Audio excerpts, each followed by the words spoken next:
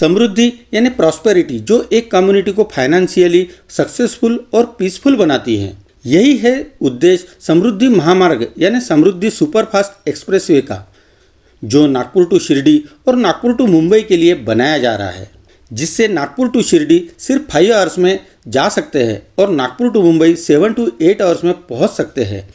यह है हिंदू हृदय सम्राट बाला साहेब ठाकरे समृद्धि महामार्ग, जो हरदम चर्चा का विषय बना रहा, इसलिए कि कभी फार्मर्स से लैंड एक्वायर करने के अपोजिशन के लिए, तो कभी पॉलिटिकली कंट्रोवर्सी इसके नाम के लिए। लेकिन अभी इसका 75% काम कंप्लीट हो चुका है। गवर्नमेंट के इस ड्रीम प्रोजेक्ट के बारे में जानते हैं कि ये कैसा है। नागपुर, वर्धा, अमरावती, वाशिम, बुल्ढाना, जालना, औरंगाबाद, अहमदनगर, नासिक और ठाणे ऐसे 10 डिस्ट्रिक्ट को जोड़ने वाला ये प्रोजेक्ट है।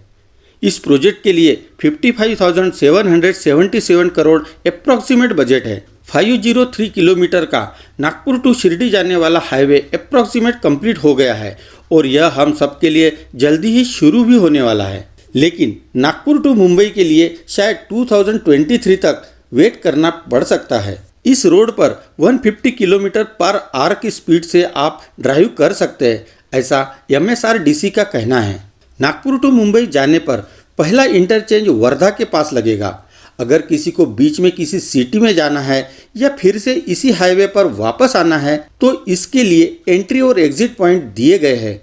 ऐसे ही टोटल 24 इंटरचेंजेस दिए गए हैं। अब हम सबके लिए एक बड़ा सवाल यह है कि इस हाईवे पर कितने टोल प्लाजा होंगे और कितना टोल लगेगा। तो पुणे मुंबई जैसे सिर्फ 2 ही टोल प्लाजा होंगे, वो भी हाईवे पर एंट्री में कोई भी टोल देना नहीं है, सिर्फ एग्जिट में ही टोल देना होगा। इसका मतलब ही ये है कि हाईवे में कहीं भी टोल के लिए रुकना नहीं पड़ेगा। इस हाईवे के लिए जर्मन टेक्नोलॉजी जैसे पूरे स्लैब में कंप्यूटराइज्ड प्रोपोर्शनल टेक्नोलॉजी यूज़ की है।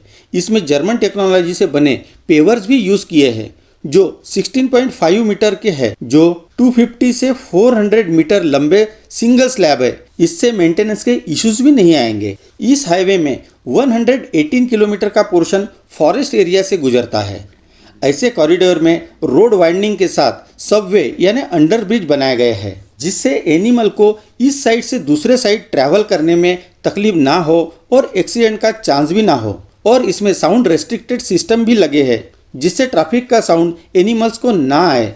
इस हाईवे के बाजू में समृद्धि एग्रीकल्चर सेंटर्स होंगे, जिससे फार्मर्स को अपने क्रॉप का स्टोरेज, प्रोसेसिंग, लॉजिस्टिक और ट्रांसपोर्टेशन के लिए आसानी हो, जिससे फार्मर्स का डेवलपमेंट हो और फार्मर्स समृद्ध हो। इसीलिए इसे समृद्धि हाईवे का नाम दिया गया है। चलो जल्द ही मिलते हैं नए वीडियो के साथ ग्लोबल इंसाइक्लोपीडिया में।